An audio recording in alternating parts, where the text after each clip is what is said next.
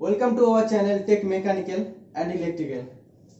তো আমি কিন্তু তোমাদের এই চ্যানেলে মেকানিক্যাল ট্রেডটাকে কিন্তু পড়াতে থাকি, যেমন ফিটার, টার্নার, মেশিনিস্ট, ওয়েল্ডার, এগুলো কিন্তু তোমাদের পড়াতে থাকি। তো আজকে তোমাদের যারা চ্যানেলে নতুন আছো তারা অবশ্যই আমার ভিডিওটা দেখো। এবং কিন্তু আমি যেটা মেন কথা বলবো যে আমাদের চ্যানেলে কিন্তু 3টে পার্টে পড়ানো হয়, যেমন সিলেবাস অনুযায়ী পড়ানো হয়। ইম্পর্টেন্ট চ্যাপ্টার যেগুলো থাকে ফার্স্ট সেমিস্টার থেকে শুরু করে সেগুলো কিন্তু পড়াচ্ছি। আর সেকেন্ড হচ্ছে 25 ইম্পর্টেন্ট কোশ্চেন এন্ড অ্যান্সারে কিন্তু সিরিজ চলছে।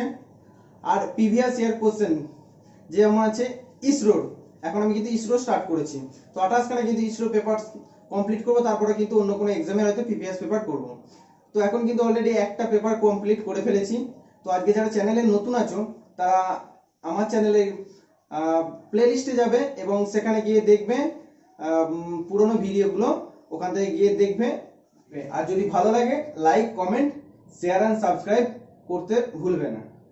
তো আজকে কেন তোমাদের সামনে আসা, এই ভিডিও কেন করা, তো মেন কথা হচ্ছে তোমরা তো দেখতেই পাচ্ছ লেদ মেশিন, বুঝতে পারছো তো লেদ পড়াবো।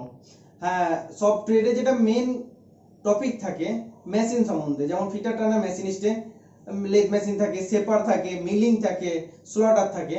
তো সব মেশিনের মধ্যে কিন্তু ইম্পর্টেন্ট হচ্ছে lathe machine. Mother of machine কিন্তু হচ্ছে লেদ মেশিন। তো লেদ মেশিন কিন্তু ফিটার, টার্নার, মেশিনিস্টদের জানা অবশ্যই দরকার, কারণ লেদ মেশিন ছাড়া কিন্তু পরীক্ষায় একদমই মার্কস তোলা সম্ভব না, কারণ লেদ মেশিন থেকে কোশ্চেন অবশ্যই থাকে। তো লেদ মেশিন হয়তো চ্যাপ্টারটা আমি কমপ্লিট করতে পারতাম, কারণ আমাদেরও থার্ড সেমিস্টার থেকে পুরোটাই লেদ থাকে। তো আমার থেকেও ভালো আমার ফ্রেন্ড, সে কিন্তু টার্নার ট্রেড থেকে আছে, সেই আমার কলিগ ভাবাতে কাজ করে। তো সে কিন্তু তোমাদের আজকে কিন্তু লেদটা পড়াতে থাকবে। শুধু আজকে না, লেদ সম্বন্ধে পুরো ডিটেলস বলতে থাকবে, লেদের পার্টস আজকে সবকিছু বলবে, হোল্ডিং ডিভাইসেস, অ্যাক্সেসরিজ যা কিছু আছে, টেপার, ক্যালকুলেশন সবকিছু, যেমন যা কিছু আছে আরো লেদ সম্বন্ধে সেগুলো কিন্তু সবকিছু, থ্রেড বাগের সবকিছু ও কিন্তু বলতে থাকবে। তো ওকে আমি কিন্তু ডেকে নেব। তো আজ কিন্তু ফার্স্ট ক্লাস করাবে, তো তোমরা কিন্তু অবশ্যই ওকে সাপোর্ট করবে। অমরনাথ গুপ্তা, তো আমার কলিগ, আমার সাথে কিন্তু একই ভাবাতেই কাজ করে। তো তোমাদের কিন্তু টার্নার ট্রেডে কিন্তু টিচার, তোমাদের সে কিন্তু লেদ সম্বন্ধে যা কিছু আছে টার্নার ট্রেডে সবকিছু তোমাদের বলতে থাকবে। তো আজকে ওর ফার্স্ট ক্লাস আছে, তো ও কিন্তু পড়ানোর 100% চেষ্টা করবে। যদি কিছু ভুল হয় তো ওকে অবশ্যই ক্ষমা করে দিও, আর তোমরা সাপোর্ট করতে থাকো। ও কিন্তু তাহলে পরবর্তী সময় আরো ভিডিও কিন্তু ভালো ভালো পোস্ট করতে থাকবে। তো কিন্তু তোমাদের প্রথমে এবার ইন্ট্রোডিউস করতে থাকবে। Okay, you can start. Hello friends, मेरा नाम अमरनाथ गुप्ता है। मैं टर्नर ट्रेड से हूँ और मैं यहाँ पे भाभा एटॉमिक रिसर्च सेंटर में एज ए टेक्नीशियन काम करता हूँ। आज मैं आपको टर्नर ट्रेड के बारे में, लेथ मशीन के बारे में बताऊंगा। लेथ मशीन क्या है, लेथ मशीन के वर्किंग प्रिंसिपल क्या होते हैं, लेथ मशीन के पार्ट्स क्या होते हैं और लेथ मशीन में कैसे इसे स्पेसिफाई किया जाता है, इसके बारे में बताएंगे। सबसे पहले हम उसके हिस्ट्री के बारे में जानते हैं, क्योंकि किसी भी चीज के बारे में अगर हमें अच्छे से जानना होता है तो उसके इतिहास के बारे में जानना सबसे महत्वपूर्ण होता है। लेथ मशीन, आप तो जानते हैं कि इंसान जिज्ञासा के बिना कुछ नहीं करता। जैसे जैसे उसकी जिज्ञासा बढ़ती है आविष्कार होता है। आप जानते हैं आज सैटेलाइट से आदमी चंद्रमा तक, रॉकेट से आदमी चंद्रमा तक पहुंच गया, सैटेलाइट से काम हो रहे हैं। और इसी तरह से सन 1600 के आसपास में, जब 16वीं शताब्दी में, इसमें क्या होता था कि उन्हें गोल लट्ठों का काम पड़ता था। तो उसके लिए वो लोग क्या करते थे, दो पेड़ के टहनियों में बांधकर उसे रस्सी बांधकर घुमाते थे, नुकीले औजार से उसे गोल लट्ठा बनाते थे। उसके बाद धीरे धीरे उसमें सुधार आता गया और आज के समय में आधुनिक मशीन बनके तैयार हुए। ये हमने एक चित्र बनाया है, ये सेंटर लेथ का चित्र है। आप जैसे कि पहले से जानते होंगे या फिर अगर नहीं जानते होंगे तभी इसे आप देख सकते हैं, ये सेंटर लेथ है। इसके बाद हम आपको बताएंगे लेथ मशीन का वर्किंग प्रिंसिपल क्या है। लेथ मशीन जो है, लेथ मशीन में क्या होता है कि उसमें जो जॉब होता है वो घूमता है और टूल स्थिर रहता है। कई सारी मशीनों में आपने देखा होगा कि उसमें जॉब स्थिर रहता है और टूल घूमता है। जिस तरह से आपने मिलिंग मशीन में देखा होगा, उसमें मिलिंग आर्बर घूमता रहता है, उसमें टूल बंधा होता है और नीचे जॉब स्थिर रहता है। शेपर होता है, उसमें भी टूल घूमता है और जॉब स्थिर रहता है। लेकिन सीधा इसका उल्टा लेथ मशीन होता है, इसमें क्या होता है, जो जॉब होता है वो घूमता है और टूल स्थिर रहता है। और इसके बाद हम आपको इसके पार्ट्स के बारे में बताएंगे। इसके पार्ट्स के नाम क्या है। सबसे पहले आप ये जान लीजिए एक सेंटर लेथ है। सेंटर लेथ के मुख्य पार्ट कौन कौन से मैं आपको बताता हूँ। ये होता है आपका हेड स्टॉक, उसके बाद ये होता है टेल स्टॉक, और ये होता है आपका कैरेज। ये सबसे मुख्य पार्ट होते हैं। उसके बाद ये आपका देखिए बेड है। कई बार ऐसा सवाल पूछा जाता है, हर बहुत जगहों पे ये पूछा गया है कि पूरा इसका लेथ मशीन का बेस क्या कहलाता है। तो लेथ मशीन का बेस अगर आप आपको है तो आप कहेंगे इसके जो दो पैर हैं लेथ लेग वो है, लेकिन ऐसा नहीं होता। यहाँ पे ये होता है लेथ मशीन पूरा हमारे बेड पे टिका होता है, इसलिए इसको लेथ का बेस बोलते हैं। लेथ का बेस यानी कि लेथ बेड, इस पे ही हमारा सब कुछ टिका होता है। इसी पे हमारा head stock, tell stock, carriage, carriage के अंदर कई सारे पार्ट होते हैं, उसके बारे में मैं बता रहा हूं आपको। ये देखिए ये आपका टूल रेस्ट, ये आपका है कंपाउंड स्लाइड,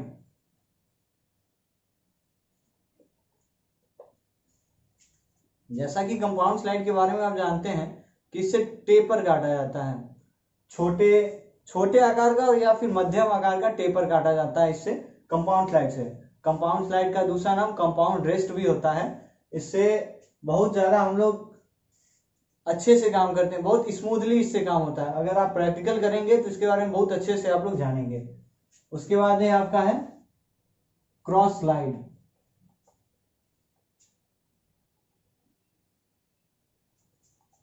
क्रॉस स्लाइड क्या होता है। क्रॉस स्लाइड ये होता है, सबसे पहले तो हम आपको ये बता दें कि ये इसका जो लेथ का हेड स्टॉक होता है और वो जो टेल स्टॉक होता है, दोनों एक सेंटर में होते हैं, एक सीध में होते हैं, एक अक्ष या एक एक्सिस में होते हैं।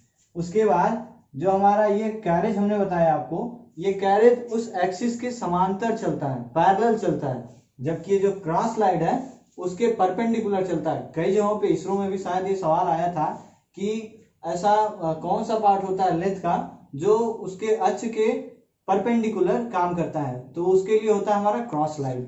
अगर ये पूछे कि टेपर कौन सा काटता है तो उसके लिए हमारे कई सारे पार्ट होते हैं, लेकिन मुख्यतः हमारे कैरेज में उपस्थित होता है कंपाउंड स्लाइड।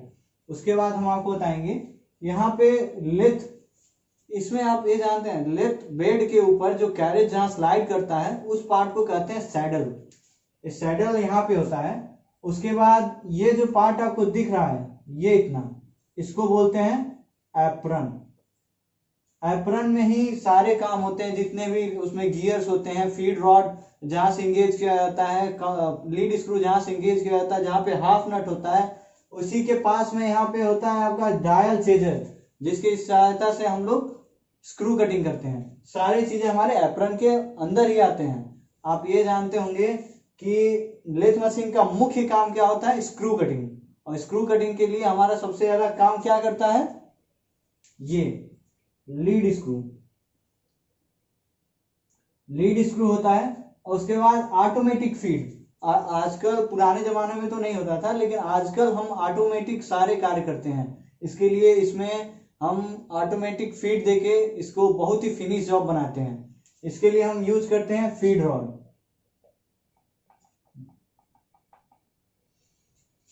उसके बाद अगर हम आपसे पूछें कि इसमें फीड रॉड में पावर कहां से आती है, तो फीड रॉड में पावर आता है यहां से, Norton gear box. Norton gear box से ही उसे फीड मिलता है, उसे पावर मिलता है। नॉर्टन गियर बॉक्स से ही लीड स्क्रू को भी पावर मिलता है। ये नॉर्टन गियर बॉक्स में 2-4 वो मशीन के हिसाब से गियर होते हैं। अगर हम NS24 की बात करें तो वहां पे 4 होते हैं, और अगर हम HMT की कई सारी मशीनों वहां पे 2-3 होते हैं, इस तरह से। अगर हम पुराने कोन पुल्ली वाली मशीनों की बात करें तो कोन पुल्ली मशीनों में 2 हुआ करते थे उस समय में। और उसके बाद यहाँ पे क्या होता है, यहाँ पे एक होता है टम्बलर गियर यूनिट, जो यहाँ पे गियर, पहले तो हमें आप ये जान लें कि यहाँ पे जो होता है इसे कहते हैं गियर ट्रेन। ये पूरा यहाँ पे जो हेड स्टॉक से लेकर यहाँ पर पूरा नॉर्टन गियर बॉक्स तक जो भी होता है ये गियर ट्रेन होता है, वो गियर के ही से ही चलता है पूरा मशीन। उसके बाद यहाँ पे होता है गियर ट्रेन, और गियर ट्रेन में यहाँ पे होता है आपका टम्बलर गियर यूनिट। सबसे ज्यादा सवाल हर एक जगह पे हमें लगता है सवाल पूछा जाता है टम्बलर गियर यूनिट होता क्या है। टम्बलर गियर यूनिट का मुख्य कार्य ये होता है कि लीड स्क्रू की दिशा को चेंज करना। अगर हम लेफ्ट हैंड थ्रेड काट रहे हैं तो हम उसे सीधा रखेंगे, लेकिन टम्बलर गियर यूनिट से दोबारा एंगेज करने पर वो राइट हैंड थ्रेड काटने लगेगा। और यहाँ पे क्या होता है, जो टम्बलर गियर होता है वो 3 गियर का सेट होता है, ठीक है। वो जो सीधे हमारे मेन स्पिंडल से जुड़ा होता है, यहाँ पे मेन स्पिंडल होता है और मेन स्पिंडल से हमारा ये गियर जुड़ा होता है। अब मेन स्पिंडल को पावर कहाँ से मिलती है? मेन स्पिंडल को पावर हमारे यहाँ पे एक मोटर होता है, वो एक शंट मोटर होता है, जो आप इसे इलेक्ट्रिकल में आगे पढ़ेंगे हमारे मित्र से। यहाँ पे एक शंट मोटर यूज होता है जो वी पुल्ली की सहायता से हमें पावर देता है उसको, मेन स्पिंडल को। उसके बाद इसे तो पावर आप जानते ही हैं, 3 फेज मोटर होता है और ये सीधे बिजली से कनेक्ट रहता है। इसके बाद क्या होता है, हमारा जो यहाँ से पावर आता है स्पिंडल में, तो स्पिंडल पे आगे चूड़ियां कटी होती हैं, उस पे हमारा चक हमारा होल्ड रहता है, चक हमारा हेल्ड रहता है, ठीक है। जो चक हेल्ड रहता है, ये कई तरह के चक होते हैं, इसके बारे में हम आपको आगे की क्लास में विस्तार से पढ़ाएंगे, चक कितने प्रकार के होते हैं, चक का स्पेसिफिकेशन क्या है। उसके बाद वहां पे हमारा जॉब यहाँ पे बांधा जाता है इस तरह से। उसके बाद ये क्लॉकवाइज एंटी क्लॉकवाइज घुमाया जाता है, और उसके काम के हिसाब से अगर हम रिमिंग कर रहे हैं तब क्या कैसे घुमाना होता है, और क्या कब कैसे उसे घुमाना होता है। थ्रेडिंग करते समय उसे एंटी क्लॉकवाइज भी घुमाना पड़ता है, क्लॉकवाइज भी घुमाना पड़ता है। और उसके बाद क्या होता है, और यहाँ पे टूल होता है, टूल होल्ड रहता है हमारा कहाँ पे, टूल रेस्ट में। तो टूल रेस्ट में हमारा single point cutting tool hold रहता है, जिसकी सहायता से हम कई प्रकार की अभिक्रियाएं करते हैं, कई प्रकार के ऑपरेशंस करते हैं। ये हमारा टेल स्टॉक होता है।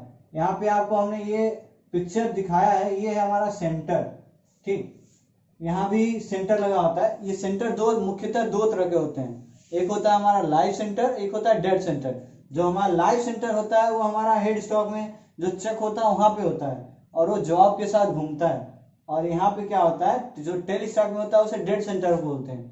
उसे इसलिए डेड सेंटर बोलते हैं क्योंकि वो स्थिर रहता है, वो घूमता नहीं है जॉब के साथ। और जो हमारा हेड स्टॉक होता है वो लाइव सेंटर इसलिए कहलाता है क्योंकि जॉब को घुमाता भी है, ठीक। इस बात को आप ध्यान रखिएगा कि जॉब को घुमाता है इसलिए उसे लाइव सेंटर बोलते हैं, और यहाँ पे डेड सेंटर इसलिए बोलते हैं क्योंकि वो स्थिर रहता है, वो घूमता नहीं है।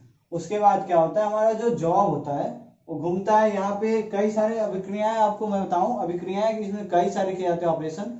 जैसे सबसे पहले तो हम नाम लेंगे facing, turning, grooving, parting off, turning, drilling, reaming, tapping, कई सारे काम इससे होते हैं। ये तो आज हमने आपको सेंटर लेथ के बारे में बताया।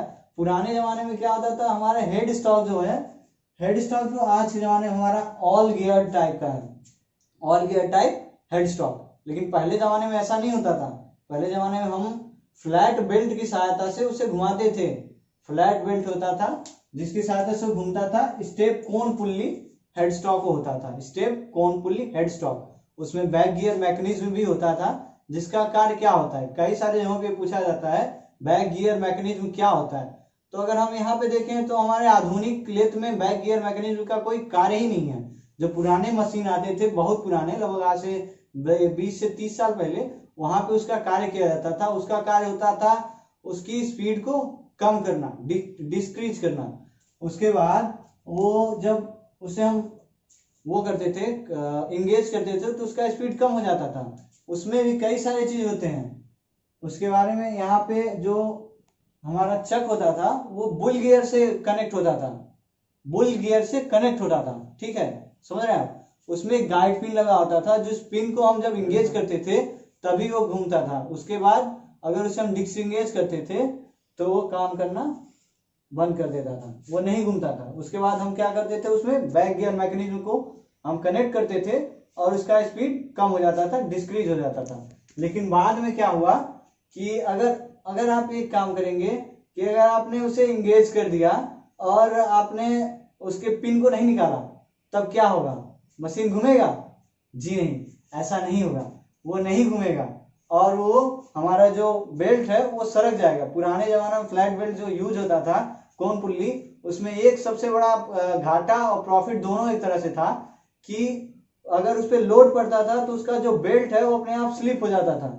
इस तरह से उसमें कोई नुकसान तो नहीं होता था, लेकिन क्या होता था कि हमारा जो एनर्जी लॉसेस बहुत ज्यादा होती थी और उसमें हमें ज्यादा फिनिशिंग नहीं मिल पाता था।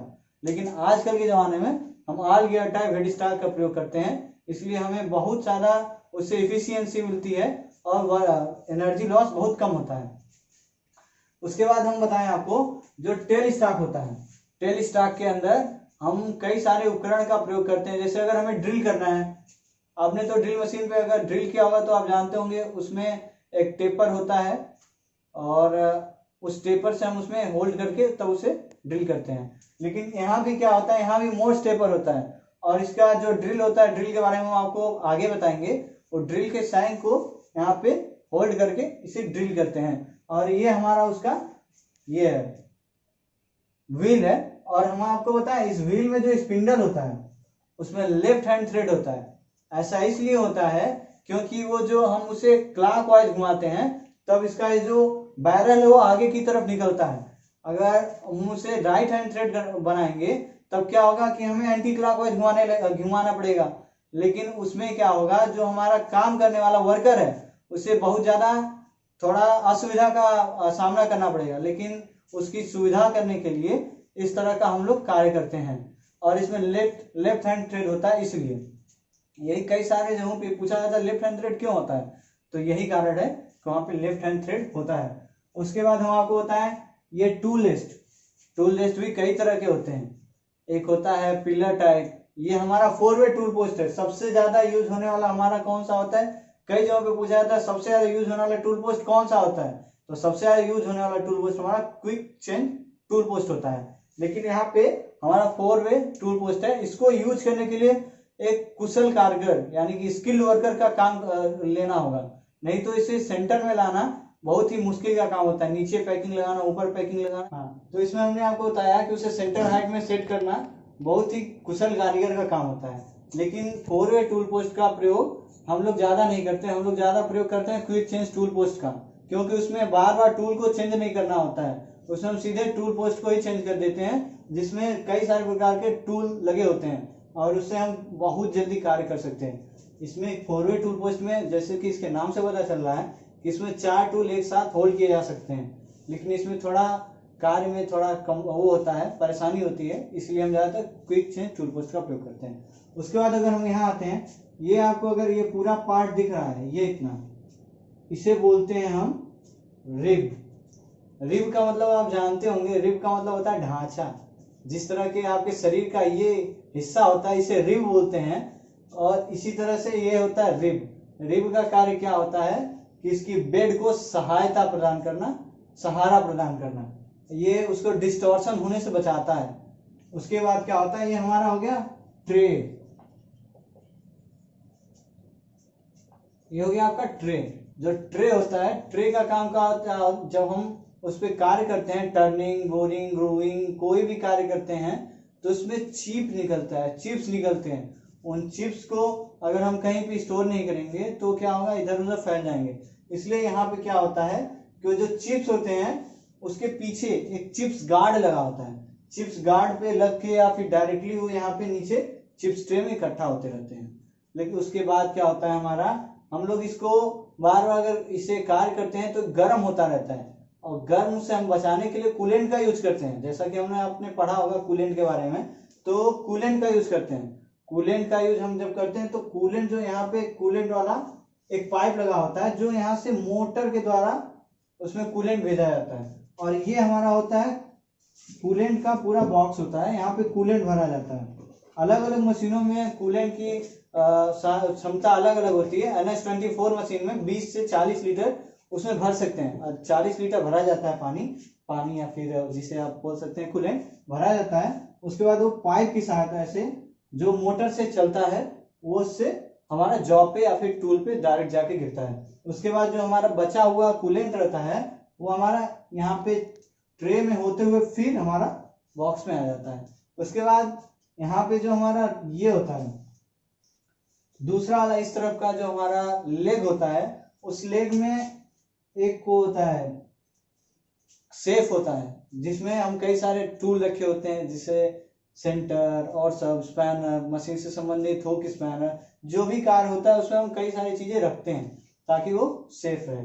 उसके बाद इसमें ये सारी चीजें तो आप जानते हैं क्या है, ये सब हैंडल है जिसकी सहायता से हम हमेशा उसे खोलते हैं और बंद करते हैं। इस तरह से आज की क्लास यहीं पे खत्म करते हैं। अगर क्लास अच्छा लगे तो आप इसे शेयर करिए, लाइक करिए, और अगर चैनल में नए हैं तो सब्सक्राइब करिए। Thank you for watching.